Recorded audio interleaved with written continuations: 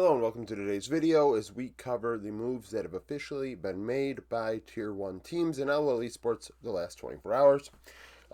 IG, Weibo, and Disguised have made some decisions. Other players have been tabbed as leaving organizations, but technically they were already free agents as of late November. So, IG, YSKM, and Zuan both have been allowed to leave. Both were under contract for this upcoming season.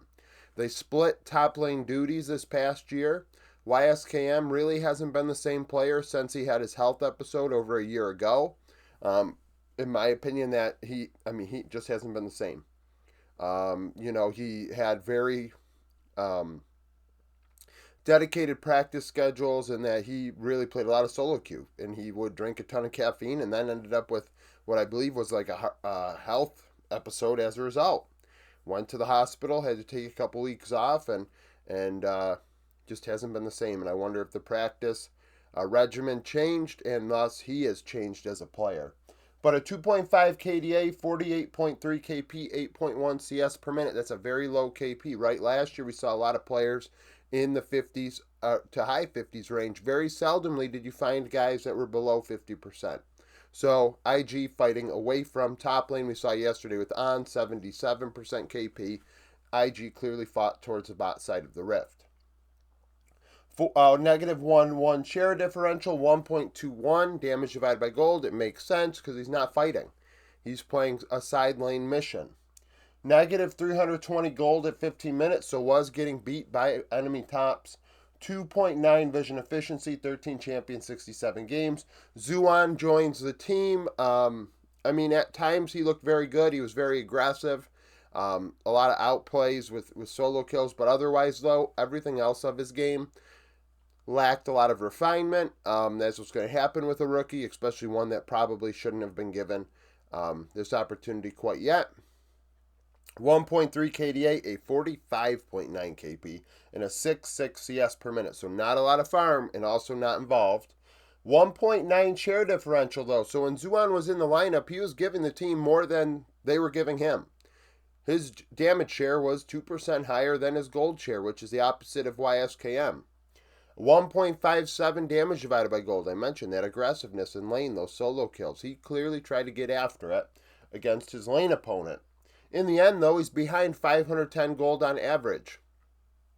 2.77 vision efficiency, 8 champions in 15 games. I believe he played during placements. Weibo, Tien joins the team, replacing Tarzan. A lot of people think Weibo's going to stink. Based on, what the roster looks like right now, I don't think that they're that bad. A lot of people probably are going to try and, I keep saying a lot of people, but I know some people already have ruled them out of the top 4. I think that that's a little bit foolhardy, given the LPL and given how things usually turn out. A team with Weibo's players on it, nameplate value essentially, those guys usually get the job done domestically, and in the end, that gives them an opportunity to get that top 4. Thinking they have no chance, or it would take a fluke, or it would take luck, or it would take this, I think that is just we just try and overblow things, make it hyperbolic. I think Weibo, we'll talk about it during the team previews when that time comes, but I think the team's fine. 4.9 KDA, 70.5 KP, 6.4 CS per minute. Tien looked like one of the best junglers in the LPL last year, which he has done year after year. Whether or not at Worlds he has struggled since he's won is irrelevant to me, really. When I talk about him domestically, he has a very good chance of getting out. Negative 4.3 share differential, 1.06 damage divided by gold. On average, up 100 gold, 3.4 CS per minute. 3.4 vision efficiency, and 21 champions in 139 games. So, played a ton of games. Hung joins the team as the support alongside Light. At least if Light's still under contract, I'm not 100% sure. 3.3 KDA, 71, 1 KP, negative 6.2 share differential. He's a support, that happens. Originally, actually, alongside Mark, splitting duties with LNG, and in the end took the job back. Has been very competitive, has went to Worlds, is a player that, does he leave a little bit to be desired at times? Yes. Is he maybe the guy that is the reason why they aren't in that conversation for world's contenders the last couple of years? It's possible, but then again, now he has a different 80 carry, and maybe that's going to change things for him. 0.7 return on investment, so pretty typical of a support. 155 gold ahead, 1.86 vision efficiency, 17 champions, 87 games. Then we have Disguised. Disguised joins LTA North as that guest team, I believe. And they pretty much, this is their roster. Now, we'll talk about their roster more in depth when the time comes. Right now, we're just going to kind of go over the players that have been added. Castle joins from Immortals. He is a Korean import. As a rookie, a 1.6 KDA, 58.9 KP, and a 7.6 CS per minute. At times, he was one of the better top laners statistically in the LCS last year. In particular, in the KP department, he would have very strong weeks where he was very involved with Immortals. If they had any success, it was in part due to him.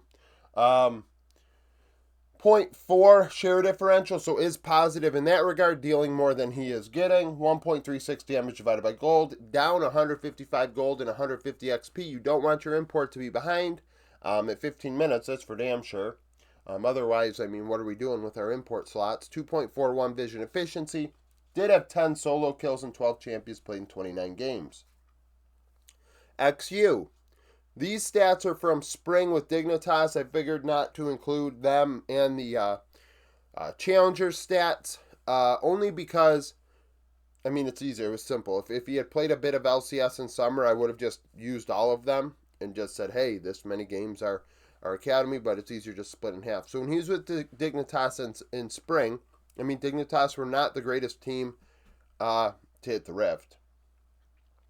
2.8 KDA, 72.8 KP, 5.5 CS per minute, negative 6.9 share differential, and a 0.83 return on investment. One of the lowest ones in spring amongst major regions. Not very aggressive, very passive, not dealing damage. We'll see how that goes with this team. Looking at this roster, I'm kind of making my own conclusions, but like I said, that preview video will be when it comes. That will, I'll have more in-depth thought about it. Down 115 gold, up 75 XP, 4.8 vision efficiency, so pretty good in the vision department. 1 solo kill, 8 champions, 18 games. Abadage returns to North America.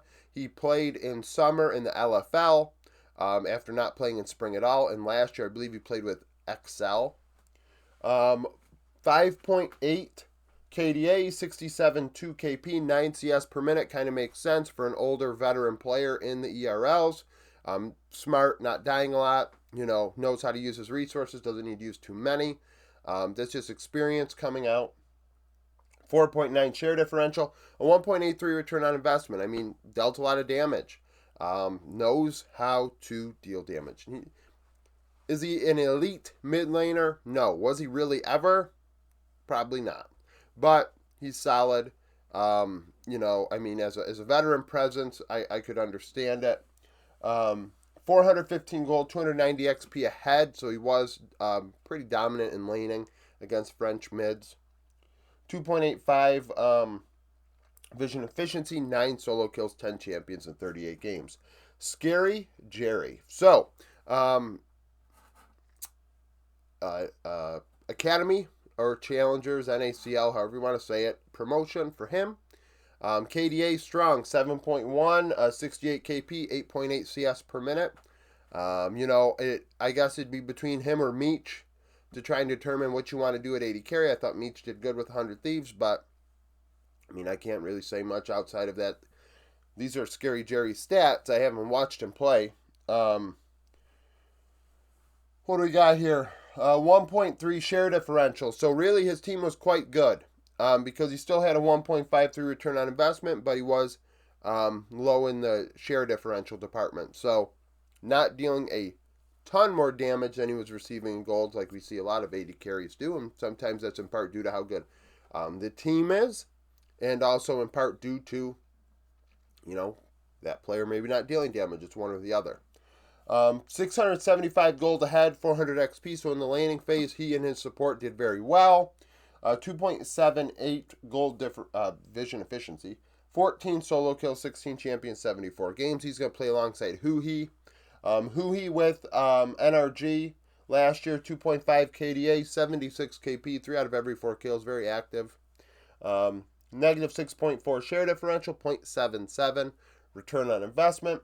75 gold, 125 XP ahead. He and FBI looked strong at times.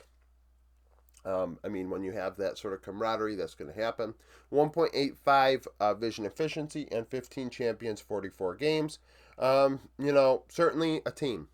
It's a team. So, we had moves today, once again, which is good, as things start becoming official and we don't have to deal with the rumor mill anymore, which is nice. Thank you for watching. If you like the video, like it, subscribe to the channel for daily League of Legends content. Follow me on Twitter, join the Discord, become a YouTube supporter, and hope to see you again tomorrow.